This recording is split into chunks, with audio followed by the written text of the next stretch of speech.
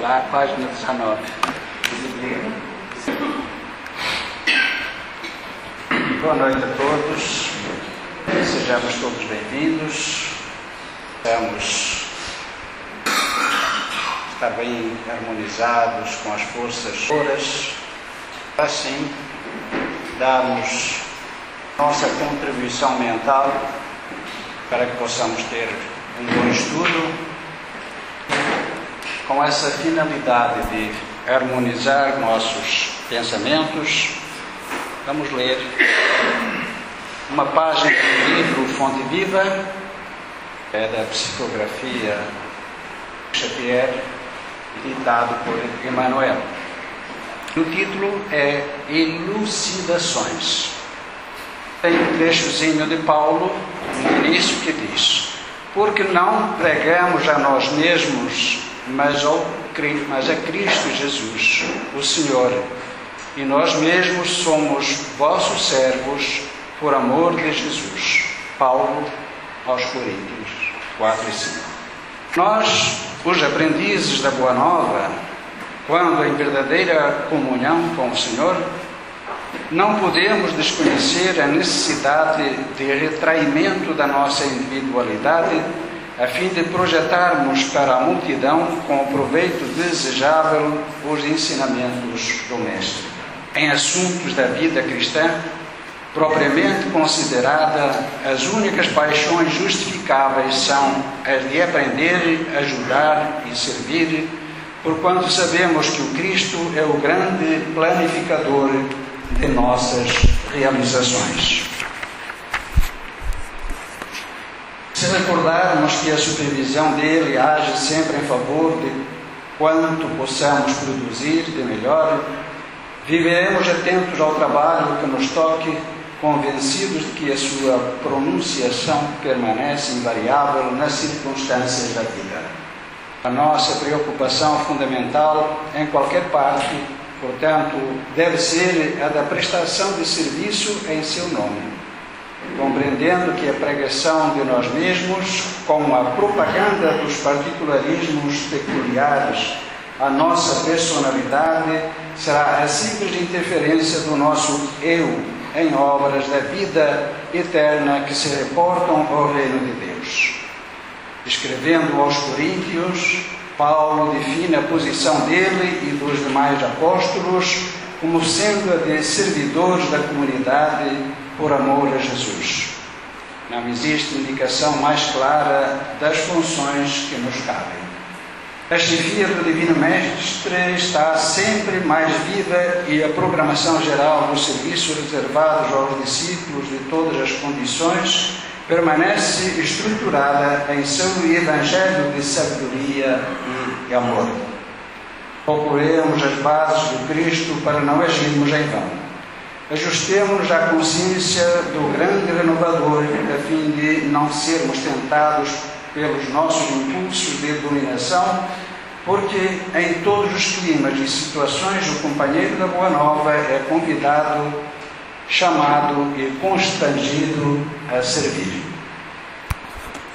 Então, aproveitando a última palavra, que possamos todos nós aprender a trabalhar, amar e servir.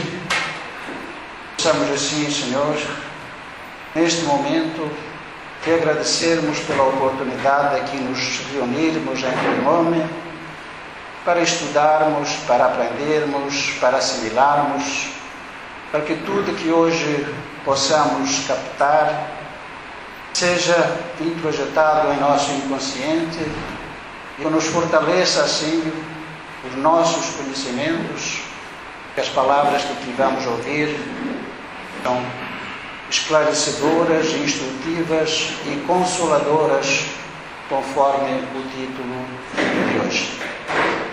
E assim, Senhor, agradecidos por mais esta oportunidade que nos estás concedendo, pedimos permissão para iniciar o nosso estudo, te rogando que inspires a Rosa, vossa inspiração venha ao encontro de sua intuição e que possa assim formar esse vértice em direção ao mais alto e também no sentido horizontal que possa atingir a todos nós. Obrigado, Senhor, por mais estes momentos que aqui vamos passar, que eles sejam grande proveito para todos nós. E assim sei. Andam dizendo por aí que os homens não mandam mais nas mulheres, mas eu mando. Rosa, faça a palestra. Eu, como ela obedeceu, ainda não tinha falado, ela já estava aqui. Estou bem condicionada, né? Boa noite a todos. Aí um pedacinho do microfone. É muito bom estar aqui com vocês novamente, né? Sábado, dando a palestra. E hoje é um tema que eu considero assim um tema muito bonito, né? A gente, quando recebe as palestras para dar, tem sempre aqueles temas que a gente se sente mais feliz em estar participando. E esse é um deles, não só por ser muito relacionado ao Evangelho, mas por ser ligado ao Consolador. Quando Jesus esteve entre nós, há 2000 e poucos anos atrás, ele, num dos seus sermãos, ele disse, né, que as pessoas precisariam ficar preocupadas se ele não continuasse aqui, porque ele pediria ao Pai que enviasse outro consolador, que estaria conosco. Então a gente sabe que consolar é aliviar a aflição, o sofrimento e produzir aquela sensação agradável de paz. E nós espíritas, né, eu espero que no final dessa palestra vocês concordem comigo, para nós esse consolador prometido é a própria doutrina espírita. Então vamos reler as palavras de Jesus, que estão no Evangelho segundo o Espiritismo, no capítulo 6, item 3. Se me amais, guardai os meus mandamentos, e eu rogarei a meu Pai, e ele vos enviará outro Consolador, a fim de que fique eternamente convosco, o Espírito da Verdade. O mundo não pode receber, porque não o vê e absolutamente não o conhece. Mas quanto a vós, conhecê-lo-eis, porque ficará convosco e estará em vós. Porém, o Consolador, que é o Santo Espírito que meu Pai enviará em meu nome, vos ensinará todas as coisas e vos fará recordar tudo o que vos tenho dito. Então, assim, no momento que Jesus fala que enviará outro Consolador, nós partimos do princípio e interpretamos como se ele, né, o próprio Jesus, fosse o grande Consolador que veio à Terra. E era um Consolador com características muito especiais. Mas antes dele, outros mensageiros também estiveram aqui, trazendo mensagens sobre boas condutas morais. Nós sabemos que, como humanidade, nós nunca estivemos sozinhos, sempre estivemos amparados. E que Jesus, como o governador da terra, ele sempre teve uma pleiade de espíritos que estiveram entre nós, tentando nos trazer alguns ensinamentos. Eu separei alguns exemplos, né?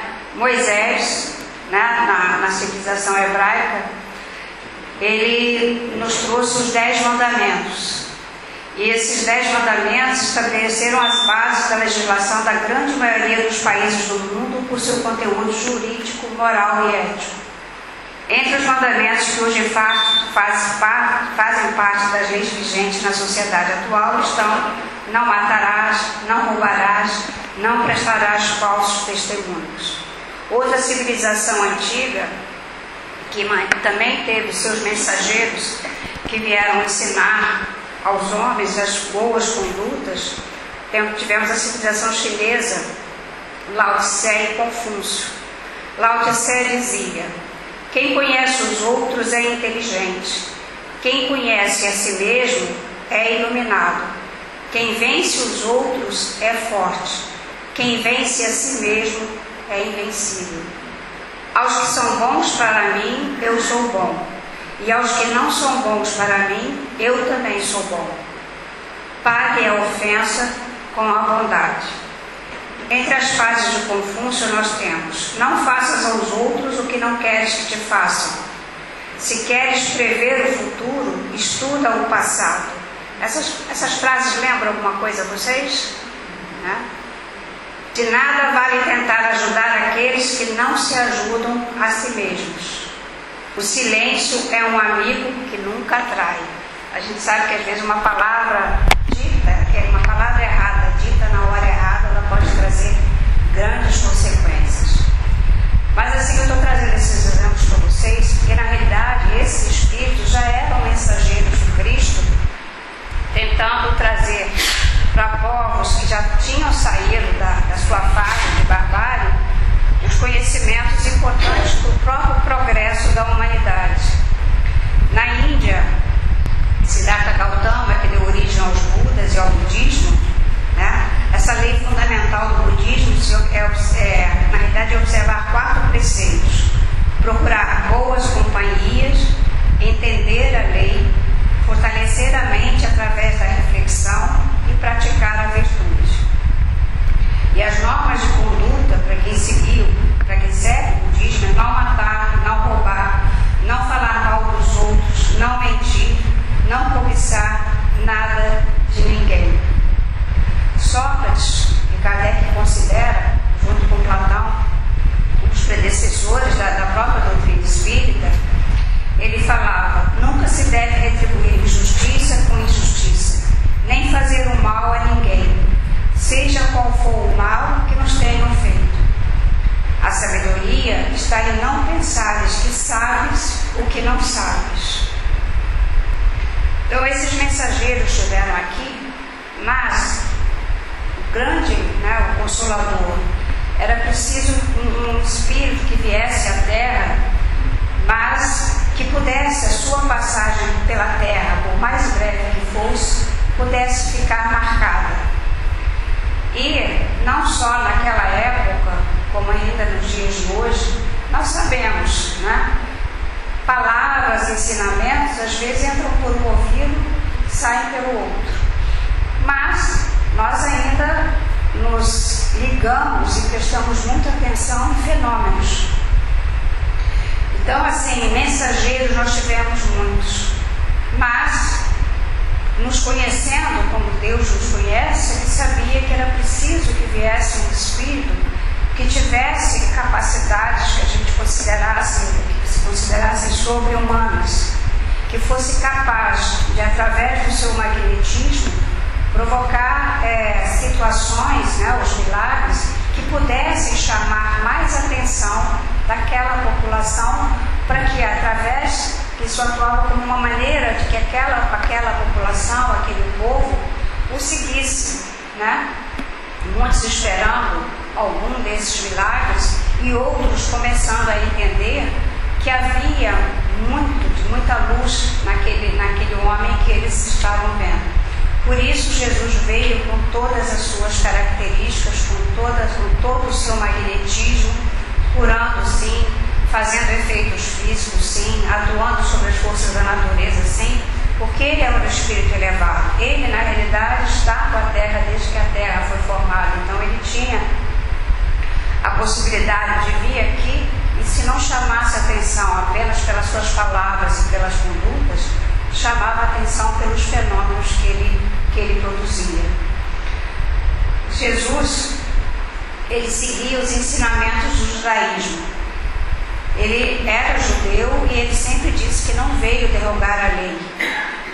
Então, só que ele interpretava as palavras da Bíblia através da figura de um Deus bom e justo, afastando daquela figura do Deus humanizado, criado pelos homens, capaz de sentimentos de vingança, de ódio ou de rancor.